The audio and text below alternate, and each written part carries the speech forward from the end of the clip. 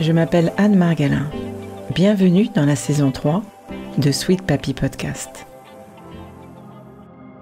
Partir ailleurs. Immersion dans un café des aidants.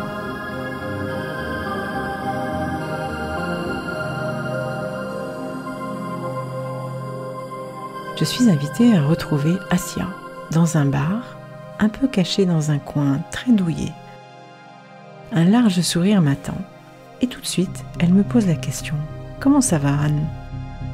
Je suis heureuse de rencontrer Assia parce qu'elle est particulièrement étonnante et vous allez vite comprendre pourquoi. Mon invitée s'occupe de son fils autiste, lourdement handicapé depuis des années et pourtant, elle a choisi le métier de travailleuse sociale auprès de ce monde si particulier de l'aidance. Je vous laisse écouter notre interview et la découverte de cet endroit confidentiel, réservé uniquement aux aidants.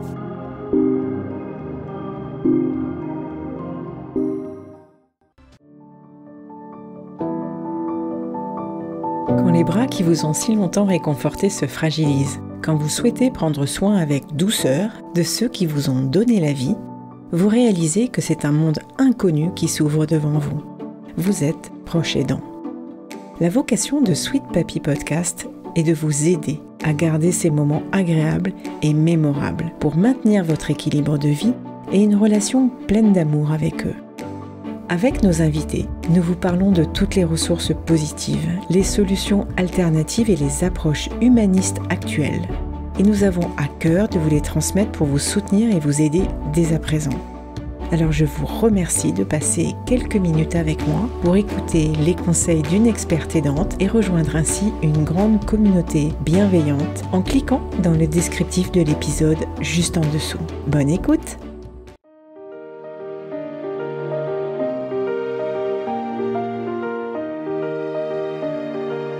Bonjour Assia, merci de me recevoir. Nous sommes juste à la fin d'un café des aidants que nous avons fait ensemble.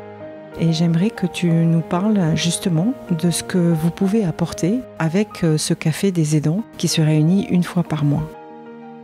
Merci Anne de nous proposer ce temps d'écoute. En fait, le café des aidants, c'est un temps de parole et d'échange autour de l'accompagnement d'un proche. Il s'agit de parler non pas forcément de son proche, mais de soi en tant qu'aidant. Un aidant, c'est une personne qui accompagne quotidiennement un proche en situation de handicap, de maladie ou de dépendance. On en compte 11 millions en France. Et ce café des aidants a lieu une fois par mois, les premiers lundis, mardis, mercredis, jeudis et vendredis du mois, selon les communes. Nous sommes présents sur 9 communes du département, avec en plus un café en visio, pour des personnes qui soit sont en situation d'emploi et ne peuvent pas se déplacer, ou soit accompagnent leurs proches et n'ont pas de créneau disponible pour venir participer en physique. Est-ce que tu peux te présenter ? Alors, je m'appelle Assia Hanoun. Moi, je suis formatrice et travailleuse sociale. Donc, j'interviens auprès du public aidant au travers d'animations de café des aidants, mais aussi de formations sur le parcours de l'aidant notamment. Et ça fait plus de 7 ans maintenant que je co-anime les cafés des aidants. Quand tu dis co-animé, c'est parce que vous êtes accompagné au Café des aidants par qui exactement ? Alors, nous sommes 2 personnes au Café des aidants à animer, mais j'aimerais plutôt dire à partager un moment avec les aidants, puisque c'est les aidants qui font l'animation, pas nous. On est 2, donc moi-même qui suis travailleuse sociale, ou mes collègues qui, selon les communes, et une psychologue. Quand on arrive en tant qu'aidant dans un café des aidants, comment ça se passe ? On se regroupe tous ensemble et quel est un petit peu le cheminement ? Chacun arrive avec son histoire ? Tout à fait. Alors d'abord, il faut savoir qu'il y a l'accueil. Les personnes sont bien accueillies au café des aidants. L'ambiance est conviviale. C'est un point important qu'il faut souligner parce que la première démarche est compliquée. Quand on se dit qu'on va venir échanger sur des choses qui sont intimes pour soi, où on n'a parfois pas l'occasion d'échanger sur ces sujets parce qu'on n'ose pas, parce qu'on a honte, parce qu'on pense qu'on va déranger, du coup, la première démarche pour venir peut être compliquée. Donc d'abord, on est bien accueillis. On est accueillis autour d'une boisson qui est totalement offerte. Ensuite, on va partager avec d'autres personnes qui accompagnent elles aussi et qui donc vont comprendre ce que vous vivez. Parfois, vous avez des couples, vous avez plusieurs personnes, vous avez l'aidant et l'aidé, ou c'est considéré comme étant uniquement ouvert à l'aidant? Alors, c'est uniquement ouvert à l'aidant pour permettre la libre parole d'abord. C'est aussi confidentiel, donc tout ce qui est dit au Café des aidants restera au Café des aidants. On est dans le non-jugement et ces temps-là sont vraiment dédiés à l'aidant. Le plus souvent, l'aidant dans son quotidien, il va s'oublier. Et donc là, c'est un moyen de prendre du temps pour soi et de venir parler de soi.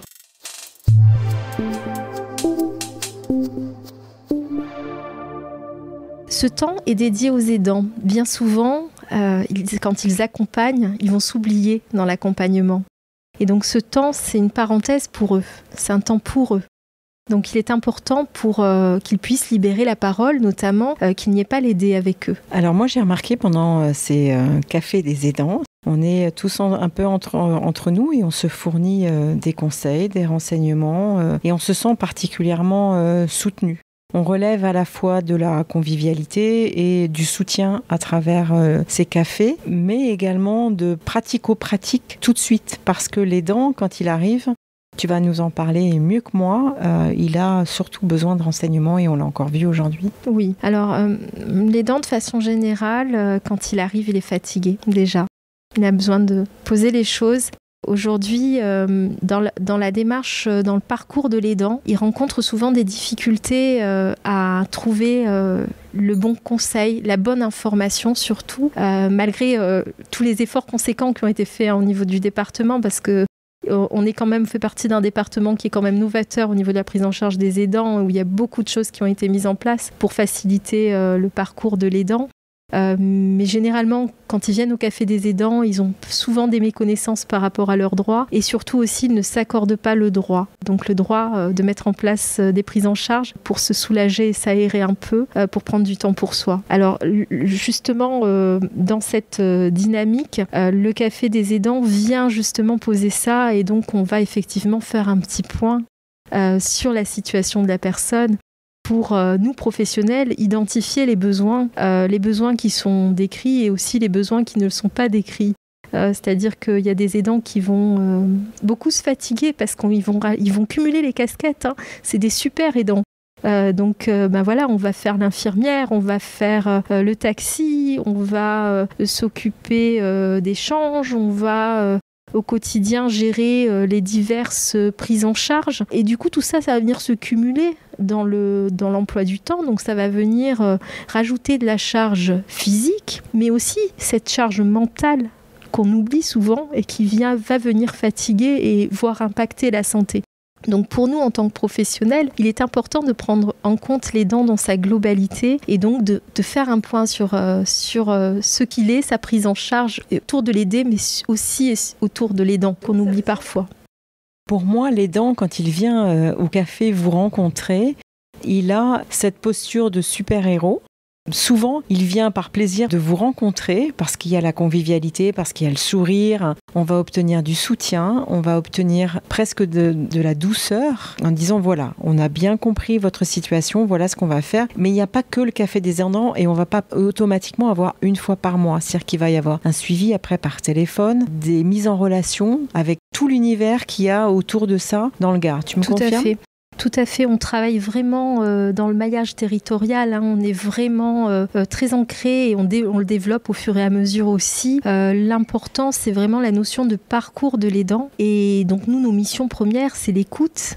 Ensuite, il y a d'autres acteurs qui font mieux que nous, tout l'accompagnement et donc l'enjeu, c'est qu'il puisse y avoir des passerelles, ce que j'appelle la passerelle. Nous, on fait la passerelle en fait. On sait que l'aidant, souvent, il peut être fatigué aussi et c'est la démarche de trop. Et donc, l'objectif, c'est qu'il puisse avoir une personne en référence, voilà, qu'on ait pu faire le lien et que la personne n'ait peut-être pas forcément besoin de tout répéter, de répéter toute sa situation, toute cette problématique, et qu'il puisse être écouté et accompagné de suite et pris en charge.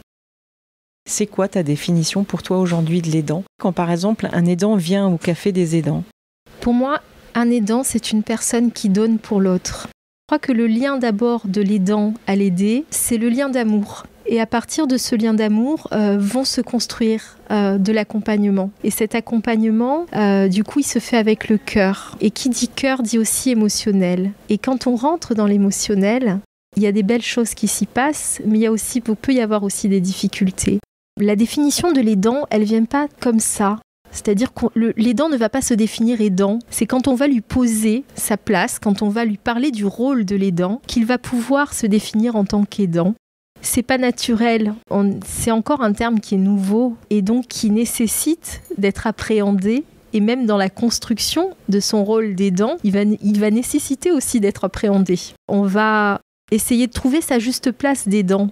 Et donc pour trouver sa juste place d'aidant, il va falloir s'interroger sur quelle place j'ai, par exemple, en tant que fille d'eux, quelle place j'ai en tant que mère d'eux, mais aussi aidant d'eux. Et tout ça, ça va pouvoir venir se discuter et s'échanger au Café des aidants. La richesse du Café des aidants, c'est pas tant nous intervenants, mais c'est plutôt les échanges entre les aidants. Et c'est vraiment parce que c'est un café où les aidants échangent ensemble. Finalement, notre place, elle est secondaire. Puisque l'atout du Café des aidants, c'est cette parole libérée qui va permettre de confronter les expériences. Parce que finalement, qu'on soit parent d'enfants en situation de handicap ou mari accompagnant sa femme qui a un handicap, qui a une maladie, un cancer ou autre, ce qui fait lien, c'est la posture de l'aidant. Et donc cette posture, finalement, même si les pathologies sont différentes, on va venir partager les expériences qui, elles, sont similaires et se retrouvent. Qu'est-ce que tu dis à un aidant lorsqu'il arrive pour la première fois, que tu ne l'as jamais vu avant ? D'abord, je lui demande comment il va. D'abord, on va faire bien sûr un petit check-up gentil, hein. On n'est pas des médecins. Mais juste pour voir un petit peu comment se passe l'accompagnement pour lui, voilà, qu'est-ce qui est plaisant, qu'est-ce qui ne l'est pas pour lui, comment il se sent et bien sûr la question essentielle, comment il va. Est-ce que vous voyez ou vous tutoyez les aidants quand ils viennent ? Les cafés que j'anime, moi, on se tutoie. Alors c'est un parti pris et finalement ça fonctionne bien puisqu'on parle d'intime, on parle de son quotidien.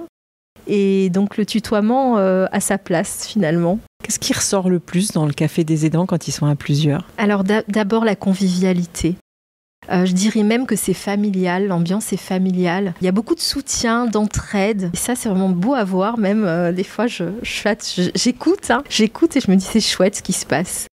La richesse du Café des aidants, comme je le disais tout à l'heure, c'est les aidants entre eux. Et finalement ils sont pleins de ressources. Et plein aussi d'idées. Ils ont une expérience fabuleuse. Aider, accompagner au quotidien, ça développe plein de capacités. Dans le milieu professionnel, on appellerait ça des soft skills, mais du coup, ça développe des capacités relationnelles, des capacités d'adaptation. Ils ont des boîtes à outils dans leur tête, quoi. Ils ont des stratégies pour compenser un trouble du comportement, pour arriver à faire manger quelqu'un qui ne veut pas manger, pour calmer une crise. Voilà, donc c'est vraiment la richesse du Café des aidants, elle est aussi là, dans ces partages de trucs et astuces. Et moi, j'aime à dire que l'aidant a une expertise autant que le professionnel, puisqu'il a son regard et son expérience au quotidien de la personne qui l'accompagne. Et ça, c'est une vraie richesse. Moi, je suis heureuse d'animer ces Cafés des aidants, parce que du coup, moi, j'en ai bénéficié.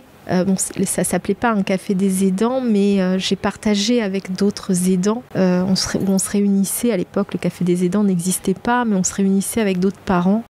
Et finalement, l'entraide que j'ai trouvée moi sur ces temps d'échange m'a permise de continuer à avancer et d'être dans le vivre et pas dans le subir. Et ça, c'est quelque chose où je suis en gratitude de ces moments d'échange qui m'ont permis de développer ça et du coup m'ont permis de développer ma capacité d'agir.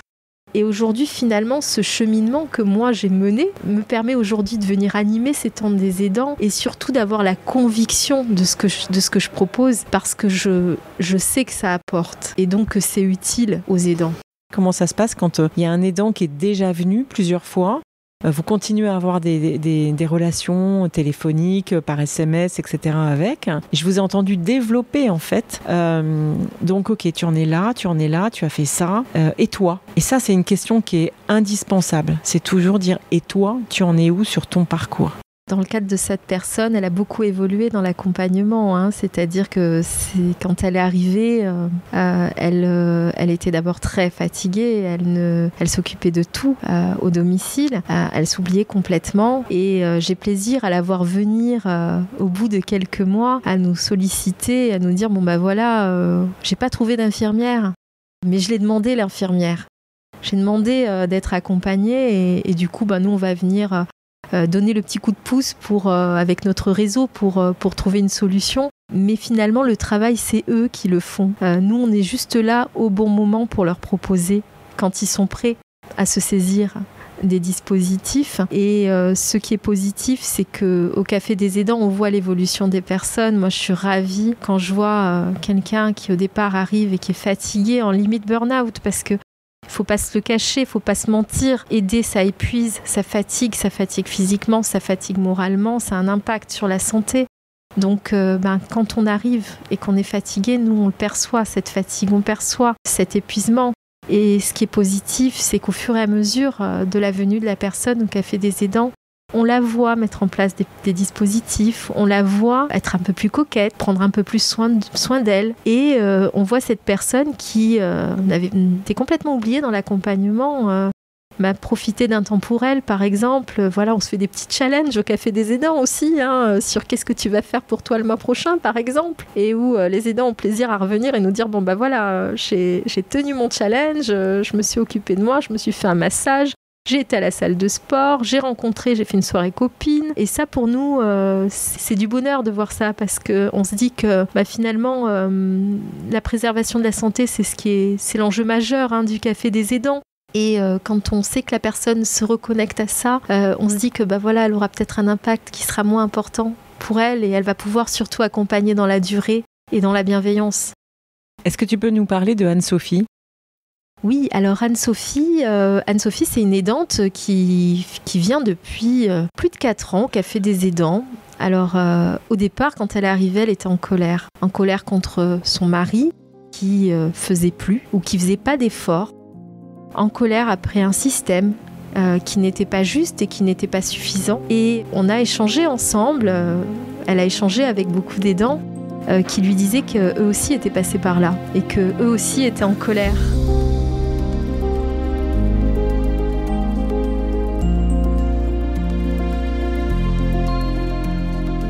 Anne-Sophie a fréquenté le Café des Aidants de manière régulière quand elle pouvait se libérer, qui a été formidable en tout cas pour moi à voir et à expérimenter, c'est son cheminement. Arrivée dans un état, on va dire, de fatigue importante, aussi de mal-être peut-être aussi avec la situation de son mari, l'acceptation de la maladie de son mari, qui a une maladie neurodégénérative, a cheminé et a fait preuve d'une belle résilience puisque aujourd'hui, Anne-Sophie, c'est une personne qui vient au Café des Aidants pour partager avec les autres. Elle part du principe que le Café des Aidants lui a apporté et elle vient aujourd'hui apporter aux autres ce qu'on lui a apporté avant à elle-même. Et donc, elle vient de parler de cette colère qu'elle a eue elle-même. Elle vient parler du travail et du temps qu'il lui a fallu pour accepter la situation. Et elle vient aussi parler de l'accompagnement qu'elle a mené auprès de son mari au quotidien, de ses peurs, de ses doutes, de ses faiblesses et aussi de ses joies et surtout de ses moments de partage. Et aujourd'hui, c'est une personne qui a beaucoup délégué l'accompagnement de son mari et a partagé ses derniers moments de vie dans le plaisir du partage et dans l'amour.